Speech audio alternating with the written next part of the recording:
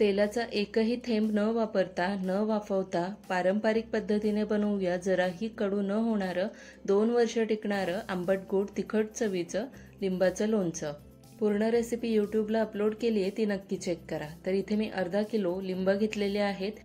एकदम ताजे लिंब घ्यायचे आहेत, खराब झालेले अजिबात नको। आता थोडा पाण्यामध्ये ही लिंब घालून त्यात 1 चमचा मीठ घालायचं आणि 5 मिनिटसाठी ही लिंब अशीच ठेवून द्यायची।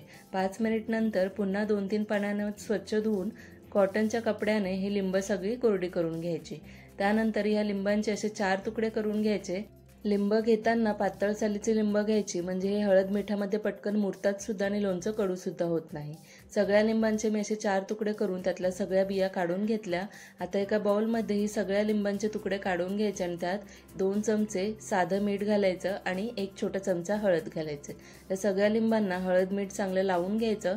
त्यानंतर एखाद्या एअरटाईट बरणीमध्ये किंवा ज्या बाउलला चांगलं घट्ट झाकण असेल त्यात हे लिंब सगळी घालायची आणि घट्ट झाकण लावून 20 दिवससाठी अशीच ठेवून द्यायची। दररोज एकदा ही लिंब मिक्स करून घ्यायची चमच्याने, फक्त ओला हात अजिबात लावायचा नाही।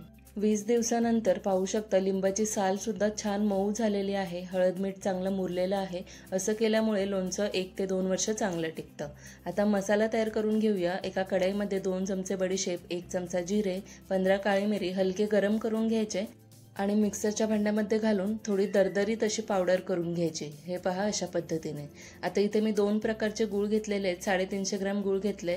एक गूळ माझ्याकडे कमी होतं म्हणून मी 2 प्रकारचे घेतले। चवीमध्ये काहीही फरक पडणार नाही। चिरलेलं गूळ कढईमध्ये घालून बारीक गॅसवर फक्त गूळ वितळेपर्यंत हे मिक्स करून घ्यायचं आहे, जास्त शिजवायचं नाही।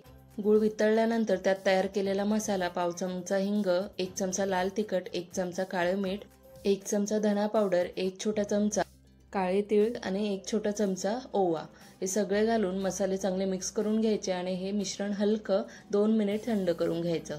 2 ते 3 मिनिट नंतर हळद मिठामध्ये मुरवलेल्या लिंबाच्या फोडी घालायच्या आणि चांगला मिक्स करून घ्यायचा गूळ मसाल्यामध्ये।